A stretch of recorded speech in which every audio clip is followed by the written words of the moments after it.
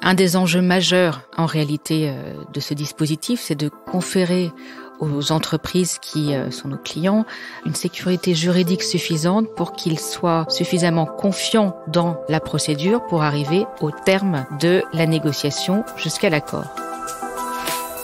Bienvenue à On the Legal Side, le podcast qui décrypte les enjeux juridiques des entreprises. Je m'appelle Philippe Durand, je suis avocat associé chez Auguste Debussy. C'est ici, au cœur du cabinet, que je tends le micro aux experts qui le composent pour avoir leur regard sur des problématiques déterminantes pour les organisations et les dirigeants qui les accompagnent au quotidien. Bonne écoute! Saint-Louis rendant la justice sous un chêne. Même si cette image n'est que partiellement exacte sur le plan historique, puisque Saint-Louis ne rendait pas la justice lui-même mais déléguait une personne à cet effet, elle traduit avec justesse une vision verticale de la justice vieille de plusieurs siècles. Et c'est seulement depuis quelques décennies qu'aux États-Unis, puis en Europe, une approche plus horizontale de la justice a surgi avec l'apparition de ce que l'on nomme la justice négociée, réunissant dans une même expression ces deux termes antinomiques. Avec la justice négociée, finis les procès et les longs débats traditionnels, nous entrons dans un monde plus apaisé, fait de négociations, d'amendes négociées, où les faits ne sont plus contestés et où la notion de culpabilité émerge sous un nouveau jour. Pour évoquer ce sujet original, j'ai le plaisir d'accueillir à ce micro Astrid Mignon-Colombet. Astrid est l'une de mes associées au sein du cabinet. Elle est spécialisée en droit pénal des affaires depuis près de 20 ans, pendant lesquels elle a travaillé sur des dossiers de défense pénale complexes, accident du Concorde, naufrage de l'Erika ou explosion AZF. Mais Astrid s'est trouvé du temps pour nourrir d'autres passions. La cuisine, tout d'abord. J'avoue avoir été bluffé en entendant Astrid me parler de la beauté et du goût sublimé d'un petit pois coupé en deux. Tout autant surpris je l'ai été quand Astrid a partagé avec moi son goût pour la littérature et pour les essais sur la culpabilité. Astrid aurait comme livre de chevet, en ce moment, un essai de cette théologienne protestante suisse, Lita Basset. Bonjour Astrid. Bonjour Philippe. Astrid, comment pourrais-tu pour nous définir en deux mots cette notion de justice négociée ? C'est un oxymore, Philippe. Justice négociée, effectivement, les deux termes s'opposent, comme tu le rappelais. La dimension verticale de la justice cohabite parfois mal avec le caractère horizontal de la négociation. Néanmoins, c'est tout le défi de la procédure pénale que d'avoir intégré en son sein cette technique qui consiste à discuter avec le procureur pour parvenir à un accord validé par un juge. Donc une sorte de transaction en droit pénal.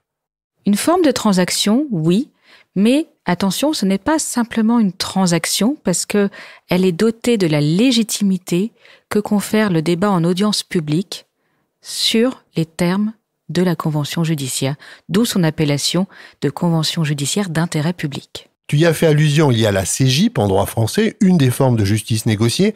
Est-ce qu'on pourrait évoquer tout d'abord l'autre forme de justice négociée qui, elle, concerne les personnes physiques, la CRPC? Tu peux nous en dire un mot avant de revenir à la CJIP? Oui, bien sûr, tu as raison. Historiquement, la CRPC précède la CJIP puisqu'elle a été créée par une loi de 2004. La CRPC a connu un grand essor par des lois successives en 2011 et puis récemment puisqu'elle vise à la fois des infractions simple. Au départ, elle s'appliquait surtout pour la délinquance de droit commun en matière de trafic de stupéfiants, par exemple.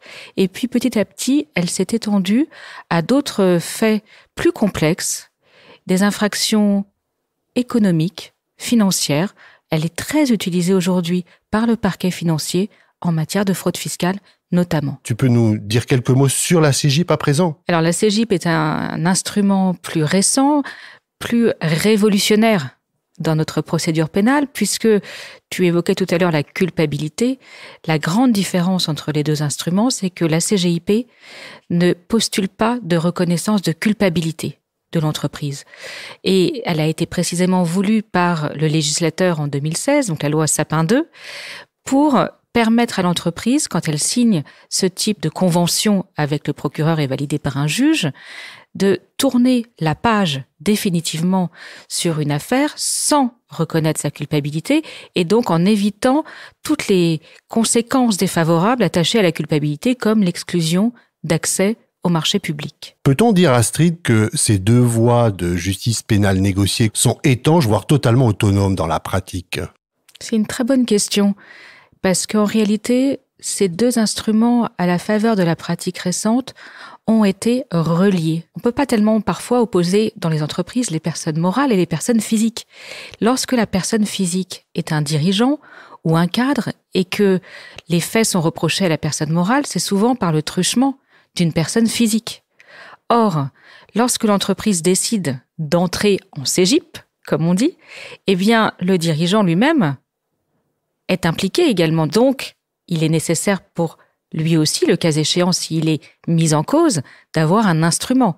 La CRPC est le pendant de la CEGIP pour les personnes physiques. Mais cela pose des difficultés d'articulation, puisque le régime des deux instruments n'est pas strictement le même. Si on parle de statistiques pendant 2 secondes, j'ai vu depuis 2017, en France, 33 CEGIP ont été conclus et validés, et pour des sommes très variées, allant de 1 000 € à 2 milliards d'euros. Comment expliquer ce succès des deals de justice ou de cette justice négociée, Astrid ? Oui, c'est un succès récent. Tu rappelais l'expression deal de justice qui avait été employée à l'époque est inspirée des Deferred Prosecution Agreements, des accords de poursuite différés américains.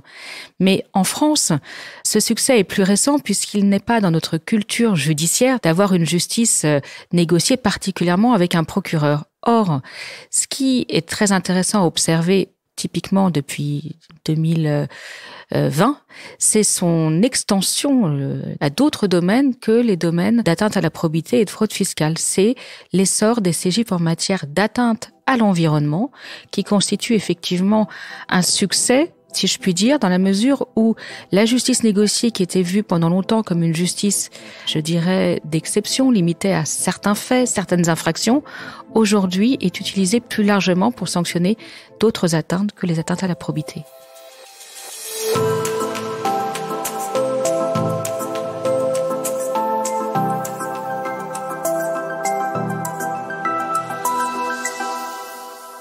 Et si à présent je me mets dans la peau d'une entreprise qui a commis une infraction qui rentre dans le champ de la CEGIP, et supposons également que tu m'as convaincu d'adopter cette voie négociée de justice, qu'est-ce que je risque en cas d'échec si notamment j'ai reconnu certains faits qui sont passibles de poursuites pénales ou si j'ai dévoilé des informations confidentielles et que le processus malheureusement n'arrive pas à son terme? La justice négociée échouerait dans ce cas-là. Un des enjeux majeurs en réalité de ce dispositif, c'est de conférer aux entreprises qui sont nos clients une sécurité juridique suffisante pour qu'ils soient, sinon assurés parce qu'il n'existe pas dans notre droit de droit à la CEGIP, mais au moins suffisamment confiants dans la procédure pour arriver au terme de la négociation jusqu'à l'accord. Il existe en effet des protections qui sont prévues par le législateur qui peuvent être encore améliorées, qui visent à protéger la confidentialité des échanges oraux et des documents remis pendant la négociation. Tout l'enjeu pour nous, en tant qu'avocats de la défense, est de bien fixer en amont le point de départ de la négociation et donc du périmètre de protection des documents qui seront transmis. Enjeu sûrement très fort, à n'en pas douter. Nous y avons fait allusion, toi et moi, depuis le début de cet entretien, Astrid. Beaucoup de ces dossiers concernent plusieurs pays, 2 voire davantage. Quels sont selon toi les enjeux économiques ou juridiques que peut revêtir cette nouvelle forme de justice négociée, une CEGIP par exemple ? Oui, tu cites les enjeux économiques, les enjeux juridiques, il y a également les enjeux géopolitiques, parce que je pense que cette justice transnationale dont l'inspiration en réalité est centrale, dès la loi Sapin II de 2016, une des motivations était de faire en sorte que la France revalorise sa crédibilité à l'égard des États-Unis en se dotant d'un instrument d'inspiration équivalente au DPA. Je pense que le pari est en passe d'être remporté, puisque nous avons à ce jour 2 CEGIP transnationales qui ont été conclues, et puis il y en aura certainement d'autres. L'idée, c'est d'arriver à une forme de souveraineté judiciaire renforcée de la France, voire européenne, en étendant le mécanisme de la CEGIP à l'ensemble des pays membres qui relèvent de la juridiction du parquet européen. Pourquoi ? Parce que, et là je me place cette fois-ci d'un point de vue avocat de la défense également, l'intérêt pour une entreprise transnationale, c'est lorsqu'elle est confrontée à des faits qui ont été réputés commis dans plusieurs pays, de régler son dossier une fois pour toutes dans tous les pays. Or, pour maîtriser la temporalité du règlement, rien de mieux que des outils qui permettent ce règlement coordonné. Pour terminer cette discussion, quelle philosophie particulière, selon toi, imprègne cette forme de justice négociée ? J'aime bien, Philippe, que tu parles de philosophie parce que souvent, on réduit la justice pénale négociée à une raison pragmatique qui serait simplement d'aller plus vite. C'est aussi une justice qui est d'inspiration prophylactique. Parce que ce qui me semble intéressant, c'est de voir que la philosophie classique du droit pénal, c'est de sanctionner l'acte. Or, ici, on prend en compte non seulement l'acte qui est réputé commis, mais surtout le comportement de la personne après l'acte, les actions de remédiation, de mise en conformité.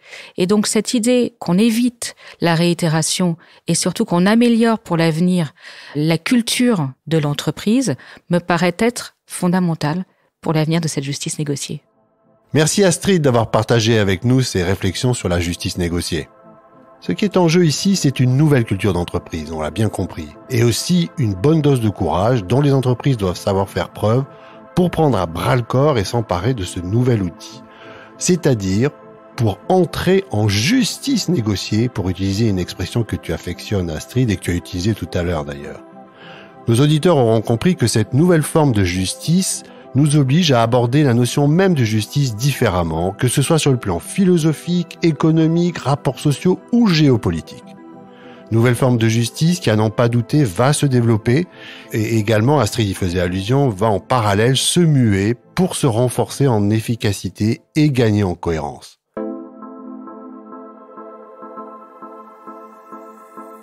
Vous venez d'écouter On the Legal Side, un podcast signé Auguste Debouzy. Un grand merci pour votre écoute. Pour être notifié des prochains épisodes, n'hésitez pas à vous abonner depuis votre plateforme préférée. Pour découvrir le cabinet, ses équipes et ses actualités, rendez-vous sur le site www.auguste-debouzy.com ou dans la description de cet épisode. Cette série audio a été conçue, écrite et réalisée en collaboration avec Aparté Studio et le Son de l'encre. À bientôt.